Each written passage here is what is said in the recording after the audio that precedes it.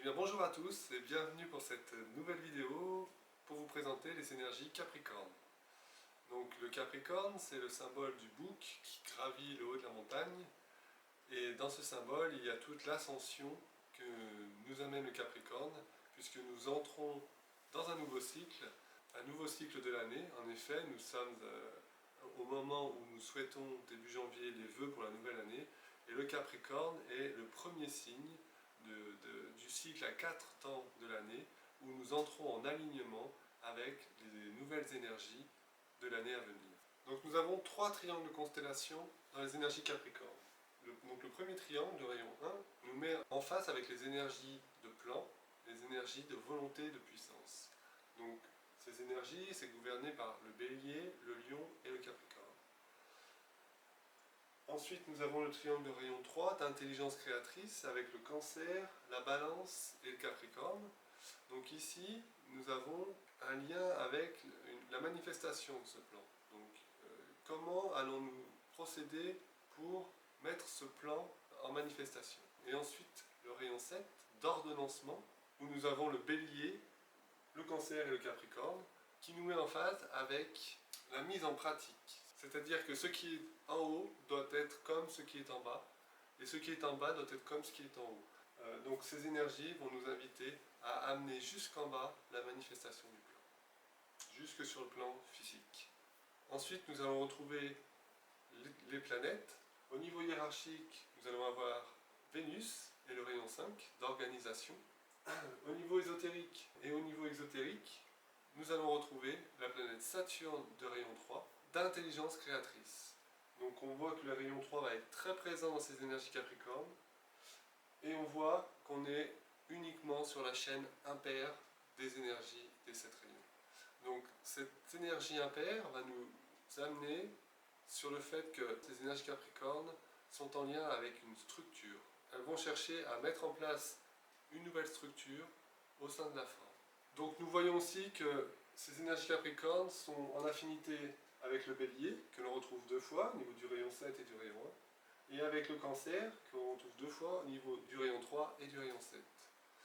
Le Cancer est aussi le signe opposé au Capricorne. Donc on retrouve là une énergie que l'on connaît déjà, puisqu'on a évoqué le Cancer il y a 6 mois, où nous parlions d'incarnation dans la matière, où le Cancer cherche à amener en manifestation ce qui a été pensé pendant le début d'année. Et au niveau de Capricorne, nous sommes à l'opposé, c'est-à-dire que nous allons pénétrer dans le monde des idées. Donc pénétrer dans la manifestation, mais sur le plan subtil, alors que le Cancer, lui, nous invite à pénétrer les plans les plus denses. Donc nous sommes en lien avec 2 portes, la porte de l'incarnation dans la matière et la porte de l'incarnation dans l'esprit. Donc cette structure, on l'a retrouvée en Cancer au travers de la naissance de l'individu, d'une structure individuelle. On la retrouve au niveau de la structure d'un couple, d'un groupe et d'une société. Donc en Cancer, on a une structure de masse, c'est-à-dire un ensemble d'individus qui constituent une société, qui s'érige en société, car elle permet à l'ensemble des individus d'avoir une sécurité.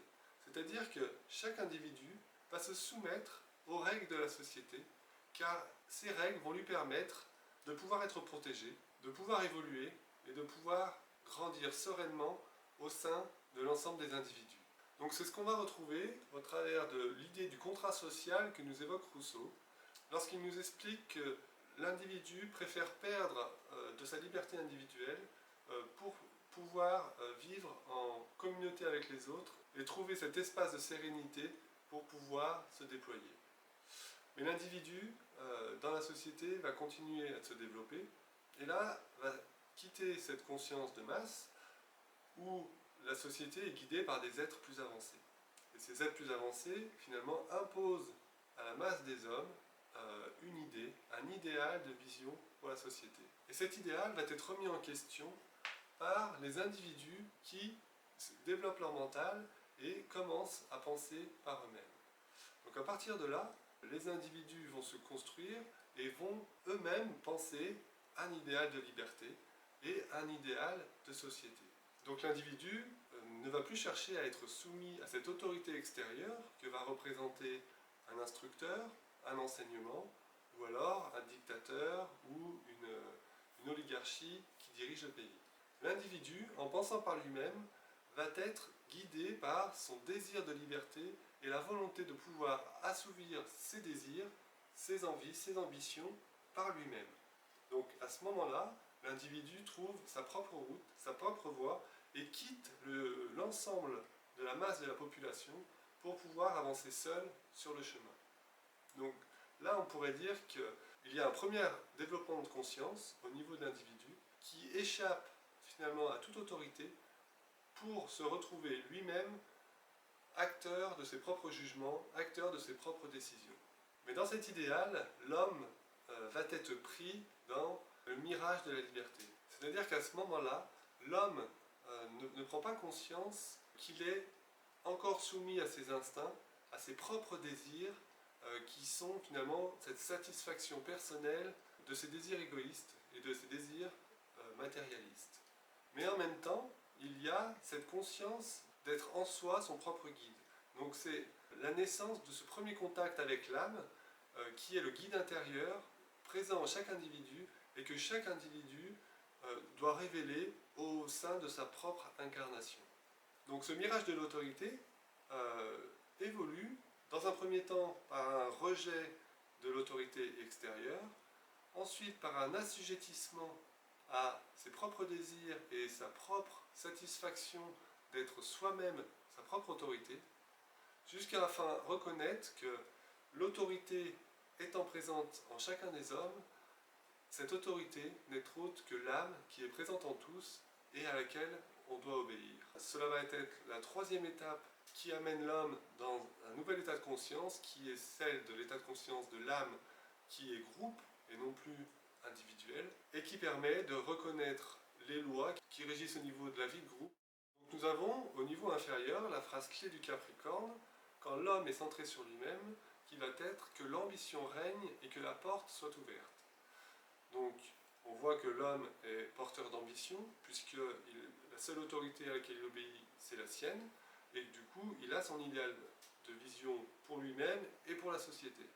Donc quand l'ambition règne, l'homme monte les échelons, arrive au sommet et cherche à guider les autres vers son propre désir, vers son propre idéal. Et là, que la porte soit ouverte, c'est que la porte du désir matériel, de satisfaction des désirs, soit constamment ouverte afin que l'on puisse récupérer finalement le fruit de ses efforts et le fruit de son travail. C'est à ce moment-là que le disciple qui est en contact avec son âme individuelle, mais qui est en contact par intermittence, va être récupéré par l'illusion du pouvoir. C'est-à-dire qu'il va chercher à confronter, à imposer sa vision dans le reste du monde.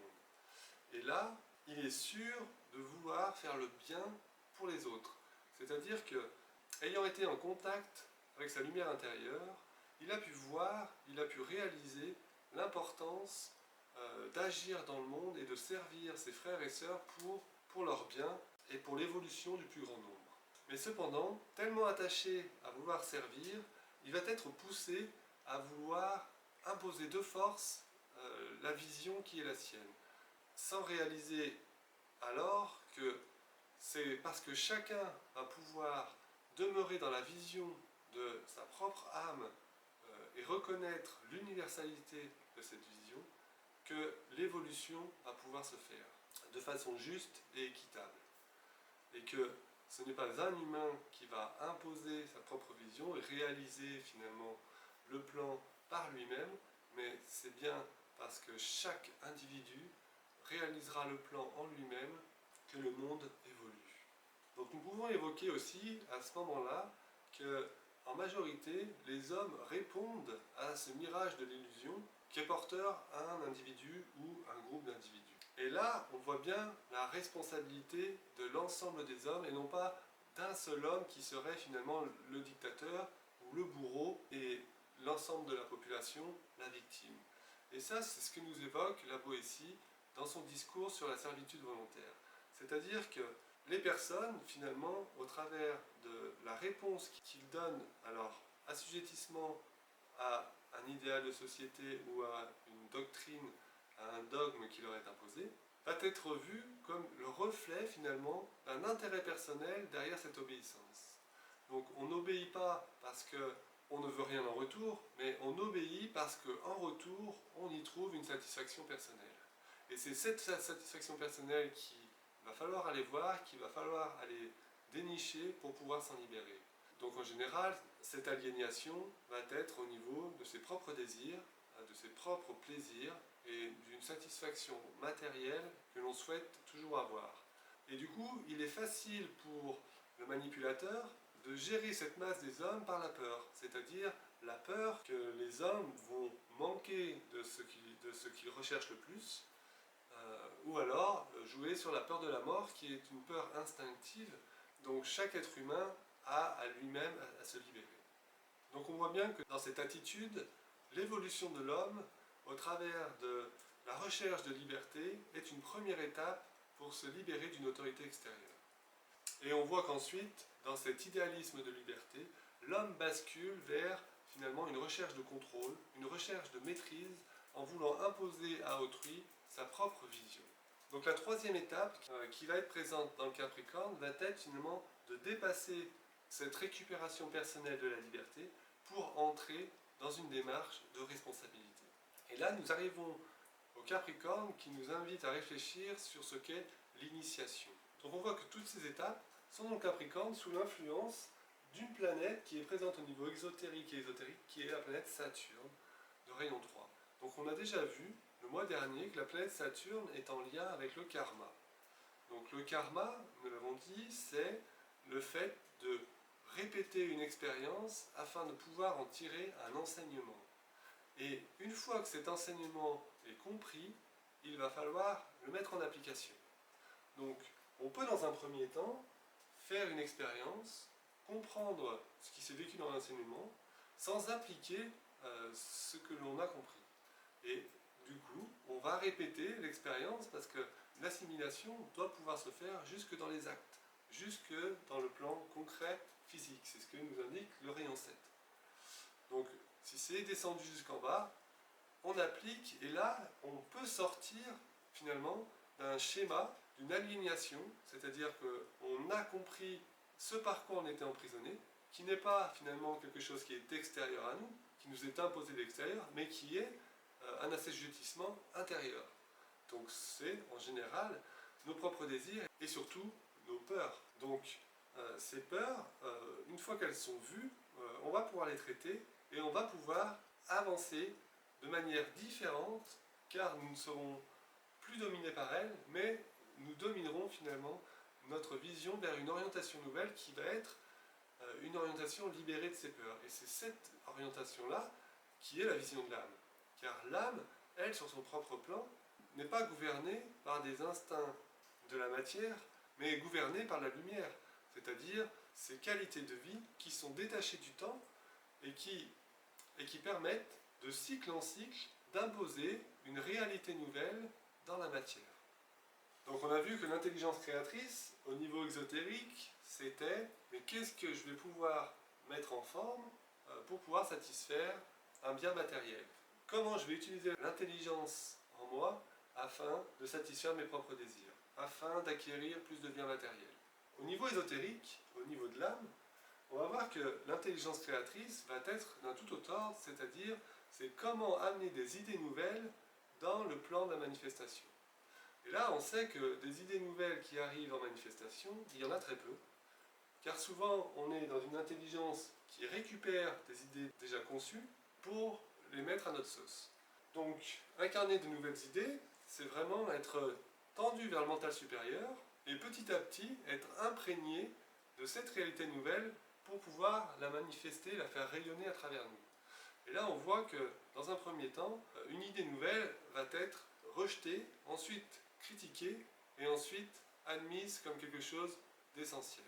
Et du coup, on en arrive à la phrase clé du Capricorne, au niveau ésotérique, qui va nous dire « Je suis perdu dans la lumière supérieure et je tourne le dos à cette lumière. » Alors pourquoi ? Eh bien, c'est dans un premier temps être tendu vers les énergies supérieures, donc être perdu dans cette lumière, pour en être imprégné, mais ne récupérant pas cette lumière pour soi-même, on tourne le dos à cette lumière afin qu'elle puisse passer à travers nous et rayonner à travers l'ensemble des êtres humains. Donc là, c'est vraiment un rôle de transparence et un rôle de rayonnance à travers le monde de ce qu'il est essentiel d'incarner aujourd'hui. Et on voit bien que les énergies Capricorne nous montrent la différence entre un être qui va monter au sommet de la montagne et se prendre pour le point le plus élevé et qui va guider la foule, et l'homme qui va monter au sommet de la montagne, mais finalement redescendre en bas pour accompagner l'ensemble des hommes à trouver leur propre chemin et suivre le sentier qui mène en haut de la montagne. Donc on voit aussi que cette image de cet homme qui redescend la montagne, c'est redescendre en terre intérieure. Et c'est aller voir à l'intérieur de lui-même ce que la lumière éclaire. Donc là, c'est le moment aussi où on voit le mirage de la personnalité qui va être éclairé et qui va refaire surface et qui va être pleinement mis en lumière pour pouvoir nous faire face et nous montrer si vraiment on veut franchir cette porte pour dépasser finalement cette personnalité que l'on a construite et à laquelle on s'est identifié et qui est ce gardien du seuil que nous avons à franchir, à transpercer.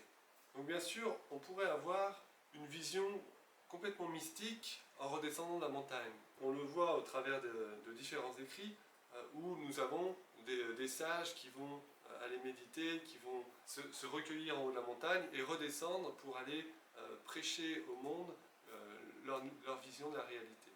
Et là, nous voyons bien que si ce travail est essentiel, il y a aussi le travail intérieur finalement de reconnaissance et de destruction de ce mirage de la personnalité qui nous incombe. Donc le Capricorne est associé à une énergie de maître, une énergie de maîtrise. Donc qu'est-ce que c'est que devenir un maître ?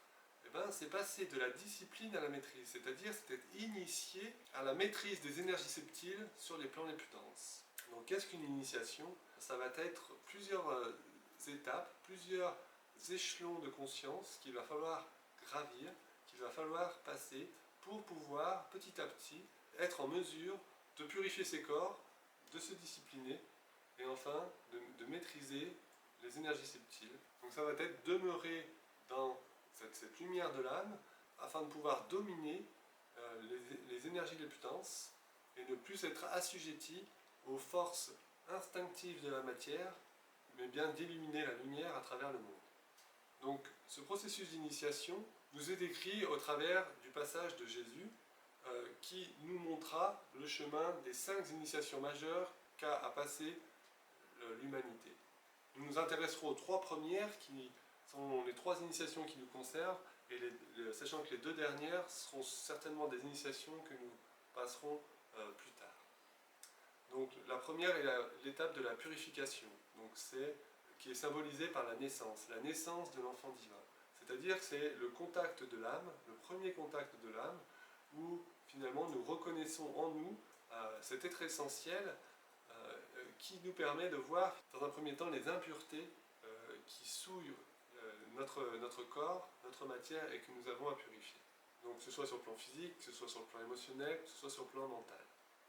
Ensuite, la deuxième initiation va être le baptême, et lors de ce baptême, on va rentrer dans le chemin du disciple, c'est-à-dire que cette purification nous emmène à une discipline intérieure, c'est-à-dire qu'il va falloir prendre l'habitude et le rythme, s'inscrire dans un rituel afin d'être imprégné au quotidien de ces énergies provenant de l'âme.